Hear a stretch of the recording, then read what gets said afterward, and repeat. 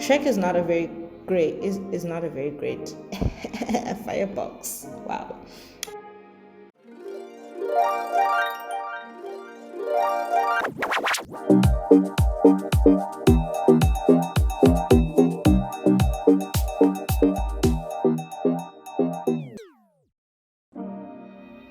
Hello, lovers, and welcome back to another episode of Starring Cupid, Star Me.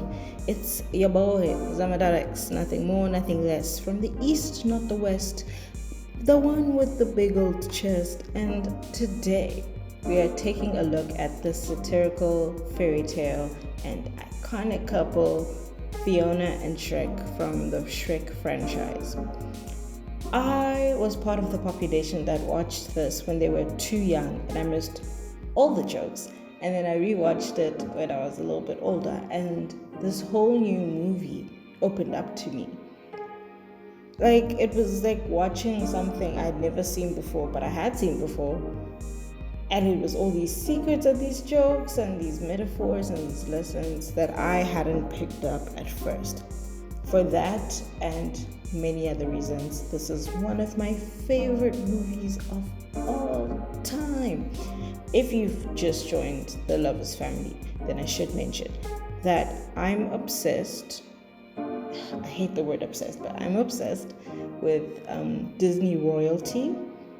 Like, I love most of the Disney princess movies and I'm very invested in them. So when I saw Shrek, like, Shrek as a film is, for lack of a better word, Shrek is a big fuck you to everyone in fairy tales, which are the basis of most Disney princesses. And yet somehow, I love it. I love it. I still love it. Something about the satire of this film and ultimately this love story is charming and entertaining. Without wasting more time, let's talk about Fiona and Shrek.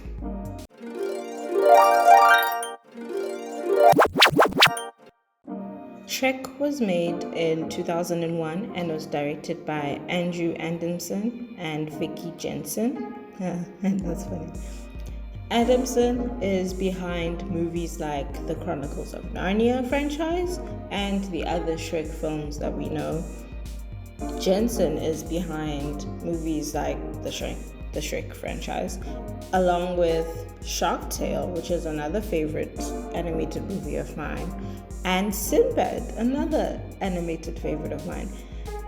This is a beautiful tag team for what we're about to get, which is an adventure in animation. I only found out a few years back that this was based on a book by William Stake. I wish I had gotten a chance to read it because I really love reading books. And I usually read books before I watch a movie because I'm that nerd. But I haven't, so I'll be focusing strictly on the movie today. I'm not going to look at any sequels. I'm not going to look at any side stories. We're only looking at the first film. A special mention to Harry Gregson, another son, Harry Gregson Williams and John Powell for the music. Because I don't think people care about it in animated movies, but the score here is fantastic. The score is quite funny. I never really thought that you could make music funny, but it's hilarious because they do this thing where they spoof popular score type beats to match the action that's happening. So, for example, the scene where Shrek is saving Fiona, the action sequence during that scene has like action sequence Mission Impossible type beat, but they put like medieval age music in the back. So and they do that for every score type beat in the score. I can't explain this because apparently I can't speak about music. You just have to watch the movie and then listen to how hilarious that is. So shout out to them. Moving on to our cast, we have the wonderful and charming Cameron Diaz voicing Fiona. We know Diaz from There's Something About Mary, the 2000s, Charlie's Angels, and Annie, etc., etc.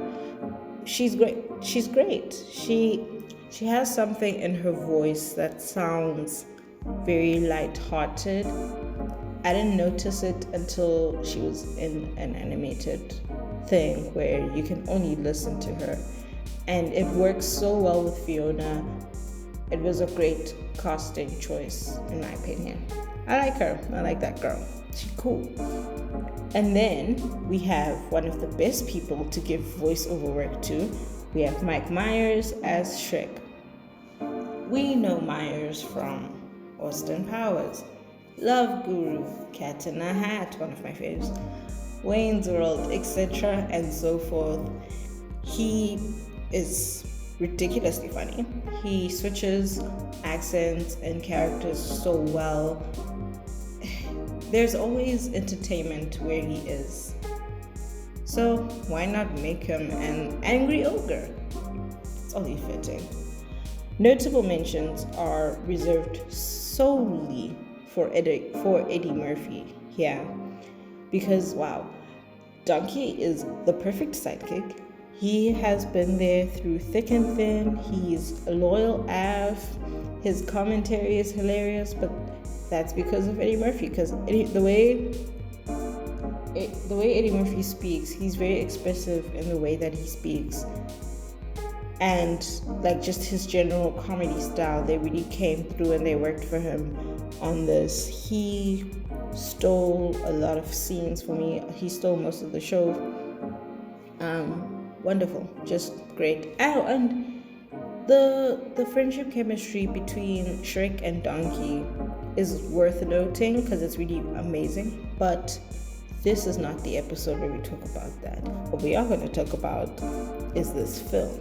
Now, if you have somehow never seen Shrek, I strongly suggest you do.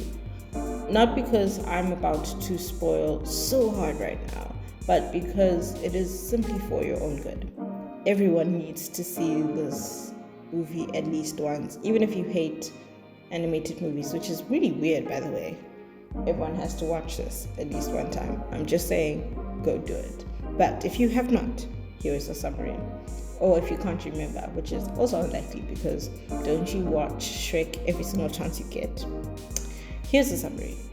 An outcast ogre has to rescue a princess and return her to wed the king in order to be granted the privacy of his isolation in his swamp, I should have said, yeah. On this journey, the ogre goes against the normal fairy tale story structure as he falls for the princess. That's the spoiler-free summary of this to just jog your memory. Fiona and Shrek are very different. I know they were made to be different, like written to be different, but this is worth talking about because in their difference, there's a lot of lessons, there's a lot of metaphors that people sometimes miss because they're just watching the movie. So without further ado, let's get into Shrek and Fiona.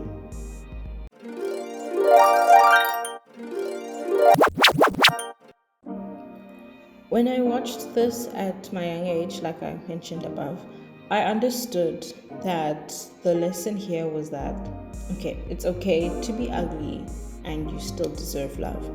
That was my basic understanding of it. I think I was in grade 4 when I watched this, or maybe younger. So that's the grade 3, grade 4 understanding of this film, which is, it's still a lovely message.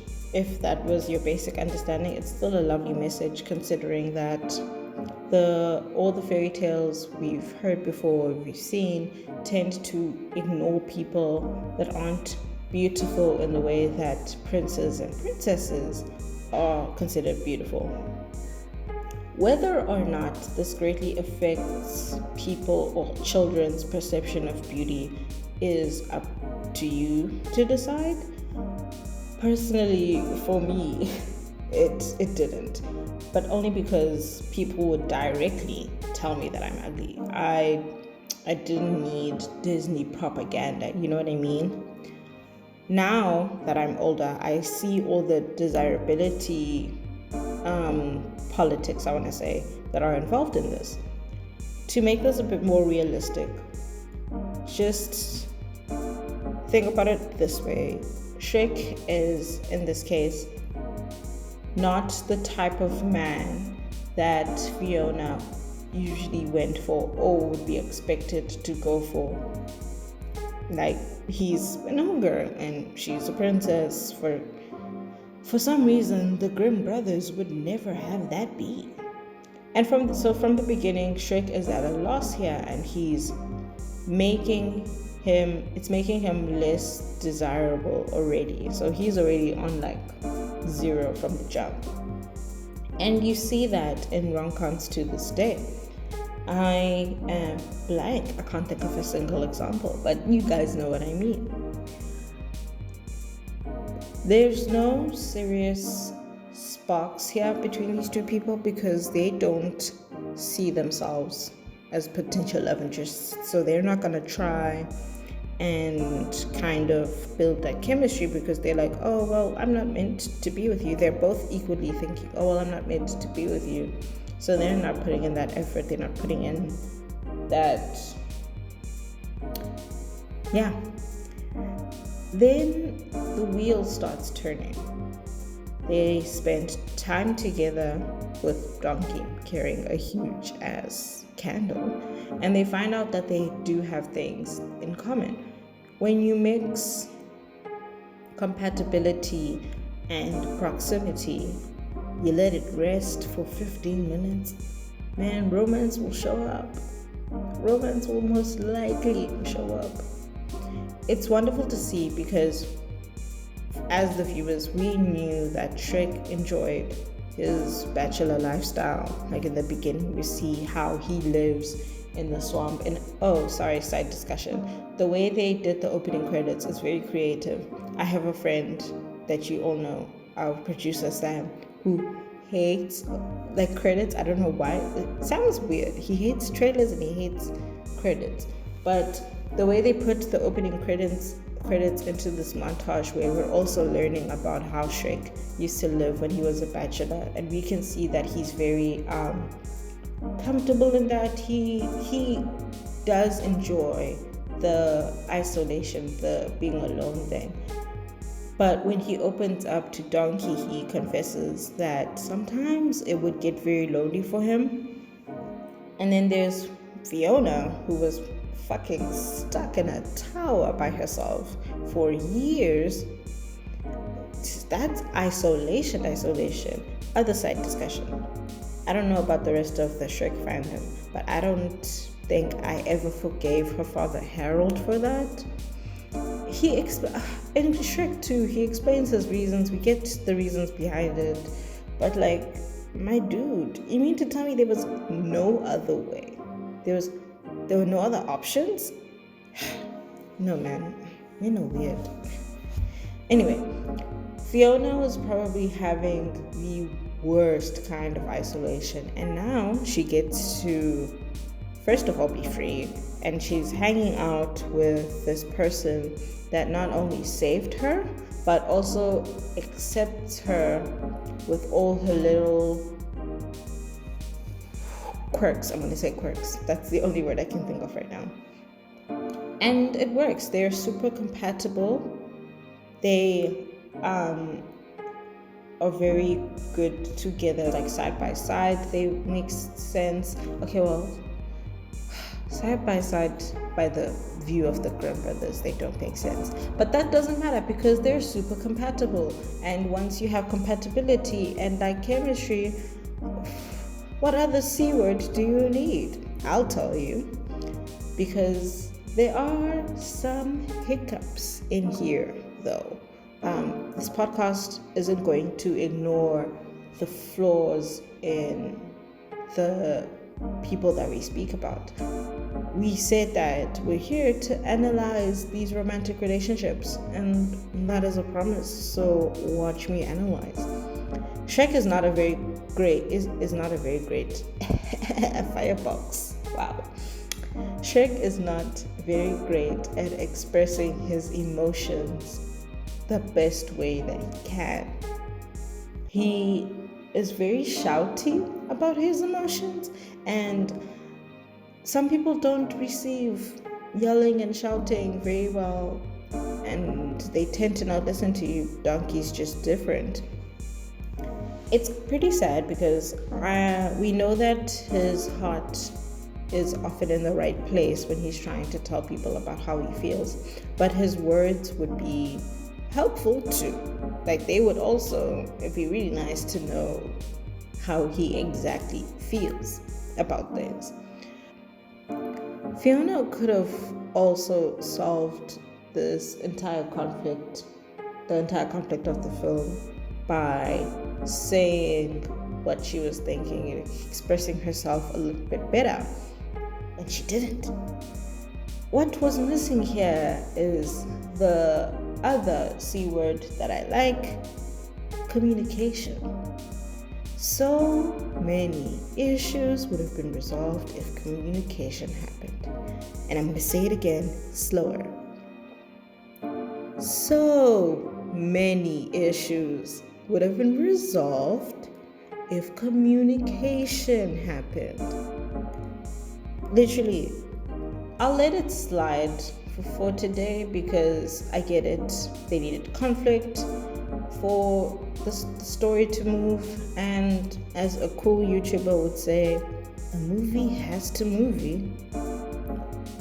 For Fiona, I liked what she as a character meant for the Disney royal family. It's always funny when I say Disney royal family, but I understand what I mean.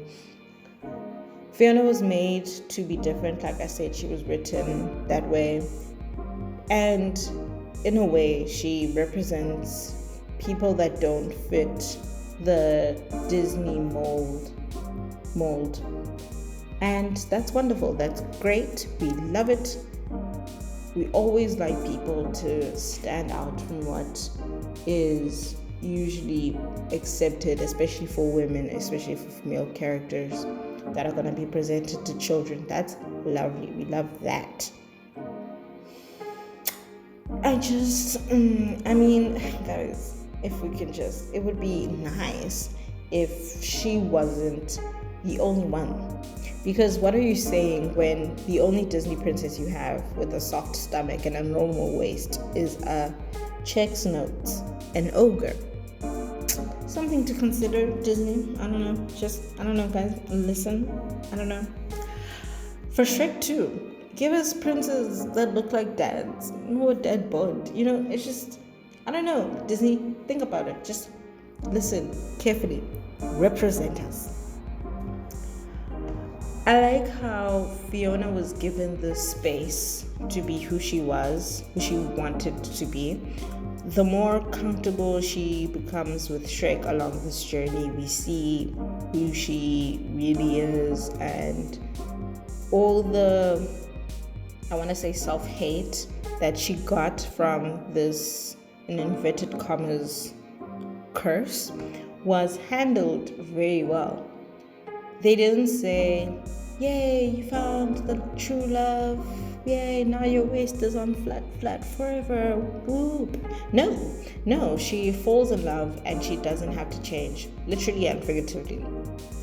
For Shrek 2, he gets to be whoever he wants to be when he's with Fiona, because she is there to embrace him and his quirks.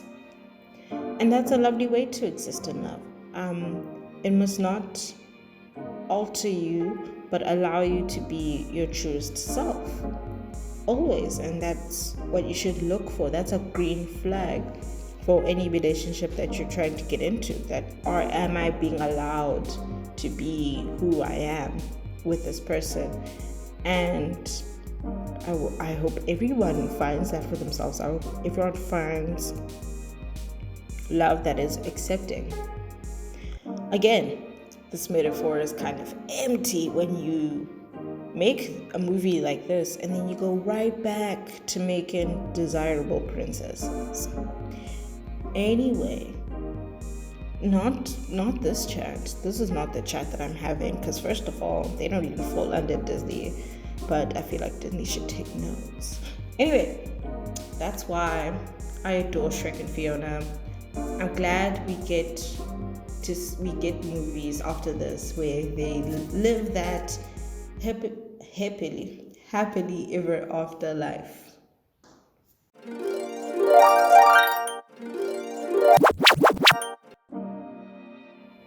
It's time again to pick the likes and the dislikes of this film. If you cannot tell already from everything that I've said, I truly do love this movie. I love it so much. I'll watch this on a cold day and I'll have some breakfast, like a full breakfast with me, and I'll just enjoy myself. It's nostalgic because it was something that I used to love as a child, and it's just a classic movie. Like it's timeless. Yes, it's timeless. With that being said, things that I liked. I mentioned earlier that when I rewatched this film when I was older, I found new jokes to laugh at that I'd never heard before. And wow, I love it. I love it so much. We watched this in primary school, like I said, and I don't know who authorized that, because this film is filthy. Like, it's gross. It's not that bad where your children will be like scarred. Like I said, I didn't get it, so I didn't find it funny. But now that I'm older, it's like, haha, great. I love the gags and the jokes in here.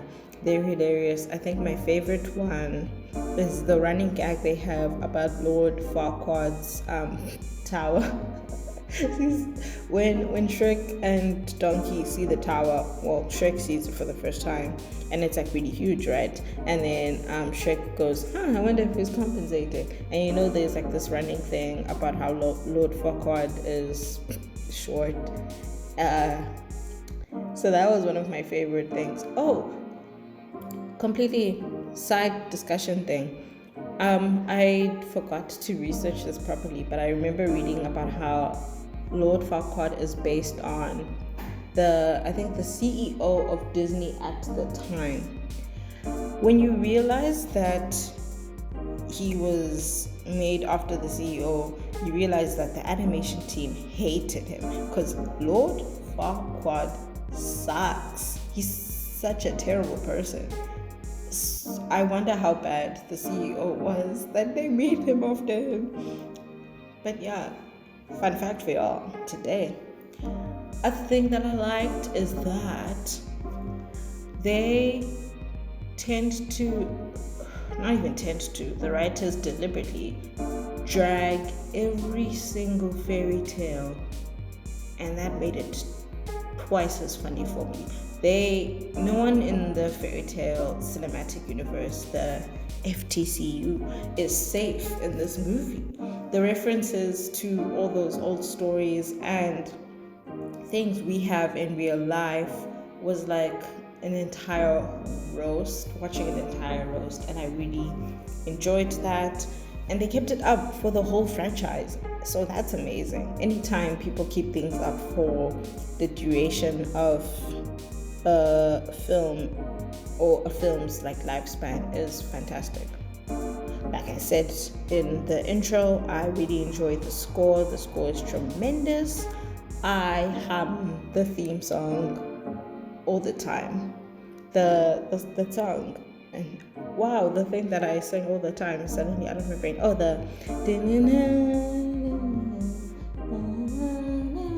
it sounds like something else.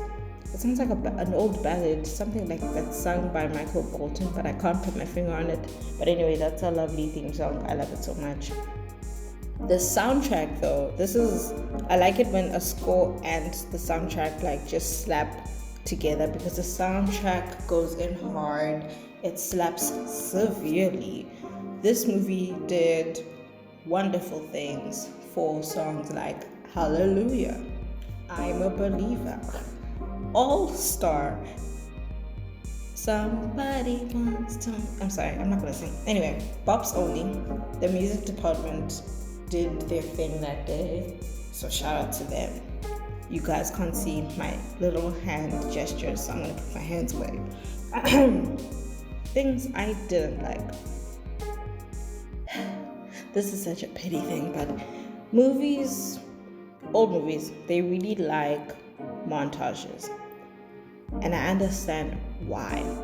It's a really easy storytelling tool. You kind of say a lot about what's happening in the film in the space of 2 minutes or 3 minutes, and there's a beautiful song over it, so people are having a good time. You bring the viewers along the story with 10 frames of footage, and that's great. I understand the appeal fully. What I don't like about montages is I don't like montages of couples falling in love. I feel like you're not giving us a chance as viewers, as consumers, to understand why these two people are in love. I'd rather get the montage or a slideshow after they've fallen in love and now they're just dating. For example, in Love and Other Drugs, that movie with Anne Hathaway and Jake Gyllenhaal, their montages after they start dating have this beautiful pace and almost a warmth to them. They make you feel like, oh my gosh, this relationship is going so well. You see how they are together. Oh, even in the second Shrek, the opening sequence, that's essentially a montage. The opening sequence is them as a married couple, and that was lovely. I just don't do it when we don't know how they're when they fall in love. That's lazy. Write it in. And then the other thing, yeah, if you're going to mock fairy tales, which we all know, in fairy tale love stories, people fall in love in a matter of minutes or days, or when they see each other, or when they kiss each other awake. People fall in love all the time. So if you're going to mock fairy tales, why would you give us a 2-day love story with a montage? I'm not saying that they mustn't. I explained why they fell in love, so maybe I'm the one that's wrong as well. I'm just saying 2 days and then to get married. But it's you. If that's what works for you, carry on. If that's what works for the story, carry on. Last thing that I didn't like, oh my gosh, Shrek really could have solved half his problems by speaking up. Guys, our communication is so important. It's so important. It could be the thing that ends or starts relationships, and people don't value it. There's a scene when he's eavesdropping on what Fiona and Donkey are talking about, and he happens to hear a part that relates to him, but out of context, that's horrible. It's a horrible thing to hear. And if he had spoken about it and expressed himself immediately, we wouldn't have had the problems that we got. So take this as a lesson, specifically to men. Please learn to express yourselves, because we can't be having this. We cannot be having these problems. It's just no. Please learn. Louise, man, you're old.